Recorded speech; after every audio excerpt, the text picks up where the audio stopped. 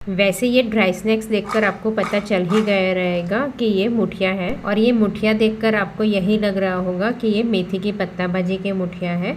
अगर आप यही सोच रहे हैं तो बिल्कुल गलत है। और ये मुठिया 8 से 10 दिन तक भी बिल्कुल ख़राब नहीं होते हैं, उतने क्रिस्पी बनते हैं। तो इसे आप एक बार घर पर ज़रूर ट्राई करना।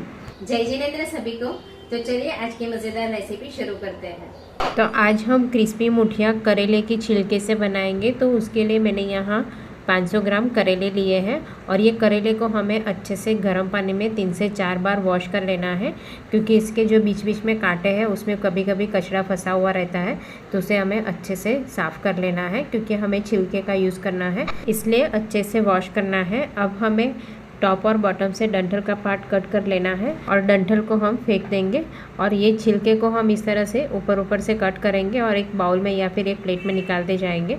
तो सारे करेले में से हमें इस तरह से छिलके को निकाल लेना है।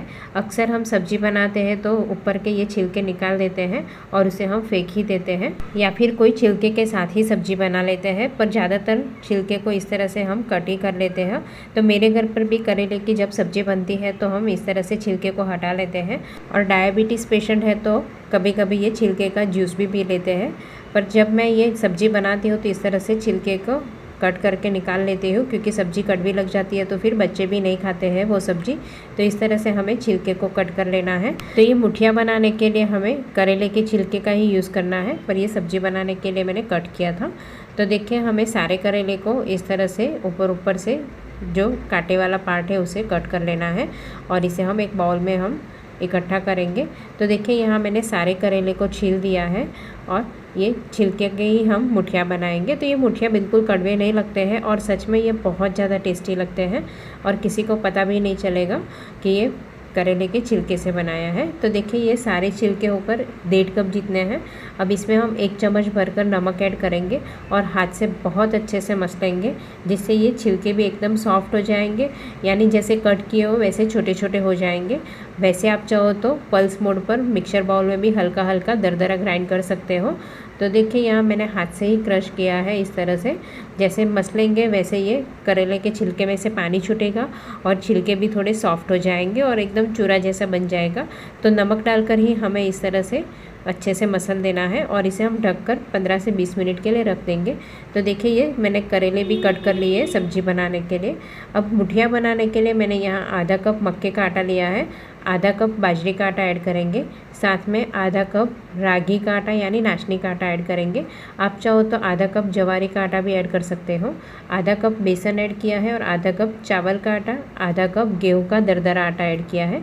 अगर आपके पास गेहूं का दरदरा आटा नहीं है तो आप सूजी को हल्का ग्राइंड करके ऐड करेंगे। 3/4 टीस्पून नमक ऐड करेंगे। तो ध्यान रखना है छिलके में भी हमने नमक ऐड किया है। आधी टीस्पून हल्दी पाउडर, 1/4 टीस्पून हींग, और 1.5 से 2 टेबलस्पून सफ़ेद तिल ऐड करेंगे, और 1 टीस्पून भरकर हरी मिर्ची की पेस्ट ऐड करेंगे, और साथ में यहाँ 3 टेबलस्पून ऑयल ऐड करेंगे। तो हमने टोटल 3 कप जितना आटा लिया है तो 3 टेबलस्पून ऑयल ऐड करना है, और 3 टेबलस्पून पिसी हुई चीनी ऐड करेंगे।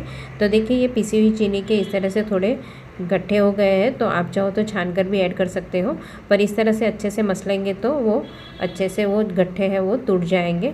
तो आप चाहो तो साबुत चीनी भी ऐड कर सकते हो, पर वो छिलके के साथ में ऐड करना, तो छिलके के पानी के साथ अच्छे से पिघल जाएगी।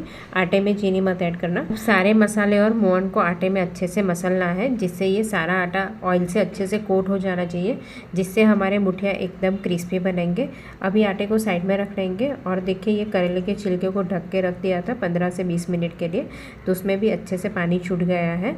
तो वापस हम एक बार इसे अच्छे से मसलेंगे, क्योंकि ये नमक वाले पानी से जितने करेले के छिलके सॉफ्ट हो गए हैं, तो अच्छे से मसलेंगे तो और भी ये स्मूथ हो जाएंगे।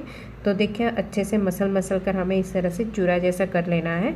अब इसे हमें आटे में ऐड करना है। तो पहले से हमें पानी नहीं ऐड करना है, ये छिलके के पानी में ही हमें आटे को अच्छे से मिक्स कर लेना है। हो सकता है कि आपके छिलके थोड़े कम हो तो आटा भी उसी हिसाब से आप थोड़ा कम ऐड करना, तो प्रोपोर्शन एकदम सेम रहेगा। तो देखिए ये छिलके ऐड करने के बाद बहुत अच्छे से आटे में मसलना है, जिससे ये जो हमने पिसी हुई चीनी के गट्ठे थे वो भी टूट जाएंगे, और छिलके भी अच्छे से मिक्स हो जाएगा। तब हम लास्ट में 2 चुटकी भर खाने वाला मीठा सोडा ऐड करेंगे, जिससे ये मुठिया अंदर तक अच्छे से क्रिस्पी बनेंगे। अब जो मैंने करेले की सब्ज़ी कट की थी उसमें भी थोड़ा सा नमक डाल के निचोड़ दिया था, तो वो 1 टेबलस्पून जितना पानी था वो भी मैंने इसमें ऐड कर लिया है। अब ज़रूरत के हिसाब से हल्का हल्का पानी छिड़केंगे।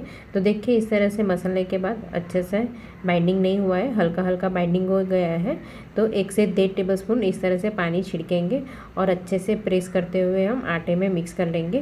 क्योंकि बहुत सारा पानी डालकर हमें नरम आटा नहीं बनाना है, ये आटा हल्का कड़क रहेगा तो मुठिया अच्छे से क्रिस्पी बनेंगे और लंबे समय तक भी रहेंगे, ख़राब नहीं होंगे। तो हमें पानी की मात्रा थोड़ी कम ही ऐड करनी है, ज़रूरत लगे उसी हिसाब से 1 से 2 टेबलस्पून पानी ऐड करना है।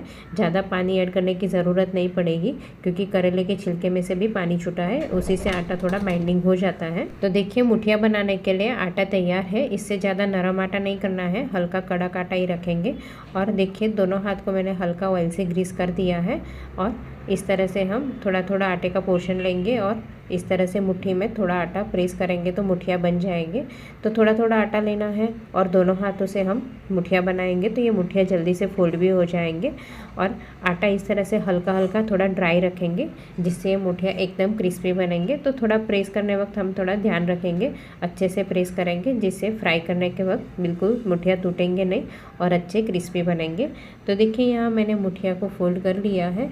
इसी तरह हमें सारे आटे में से मुठिया फोल्ड करके तैयार कर लेना है, फिर इसे हम फ्राई करेंगे। तो फ्राई करने के लिए मैंने ऑयल गरम करने के लिए रख दिया है। ऑयल अच्छे से गरम होना चाहिए, गैस की फ्लेम मीडियम रखेंगे और एक एक मुठिया को हम ऑयल में ऐड कर देंगे। तो जब मुठिया हम ऑयल में डालें तब ऑयल अच्छा गर्म होना चाहिए और गैस की फ्लेम मीडियम रखनी है। और मुठिया ऐड करने के बाद 30 to 40 सेकेंड के लिए हम पलटेंगे नहीं, ऐसे ही रहने देंगे, जिससे मुठिया थोड़े से बाइंडिंग हो जाएंगे। फिर हम साइड चेंज करेंगे, जिससे फ्राई करने वक्त मुठिया बिल्कुल टूटेंगे नहीं और अच्छे से क्रिस्पी बनेंगे। अब गैस की फ्लेम स्लो टू मीडियम रखेंगे और पलट पलट कर अच्छे से क्रिस्प हो जाए तब तक हम फ्राई करेंगे। तो एक बैच फ्राई करने के लिए 8 से 10 मिनट लगेगी, क्योंकि स्लो फ्लेम पर हमें अच्छे से क्रिस्प होने तक फ्राई करना है। और ये मुठिया जैसे अच्छे से फ्राई हो गए वैसे ऊपर थोड़ी सी क्रैक्स आने लगेगी, तो समझ लेना है ये मुठिया अच्छे से क्रिस्पी बनेंगे। तो देखिए यहाँ एक बैच फ्राई हो चुका है, तो ये मुठिया को हम ऑयल से निकाल लेंगे। और ये मुठिया बिल्कुल ऑयली नहीं बनते हैं और 8 से 10 या 15 दिन तक भी बिल्कुल ख़राब नहीं होते हैं। तो आप इसे ट्रैवल में भी कहीं साथ में लेकर जाना है तो साथ में लेकर जा सकते हो। इसी तरह हम दूसरा बैच भी फ्राई कर लेंगे। और जो लोग मेथी की पत्ता भाजी नहीं खाते हैं उनके लिए तो बेस्ट ऑप्शन है, और किसी को पता भी नहीं चलेगा कि ये करेले के छिलके में से बना है, और आवाज़ सुनकर ही पता चल जाता है कि ये कितने क्रिस्पी बने हैं। तो मानसून में अक्सर हम पकौड़े, भजिया ये सब तो ट्राई करते ही है, पर आप इस तरह से करेले के छिलके से मुठिया बनाना और गर्मा गर्म चाय के साथ ब्रेकफास्ट में या फिर शाम में चाय के साथ खाइए, बहुत ज़्यादा टेस्टी लगेगा। या फिर आप इसे ट्रैवल में भी साथ में लेकर जा सकते हो। तो आप भी एक बार घर पर ज़रूर ट्राई करना, सभी को बहुत पसंद आएगा। Thank you.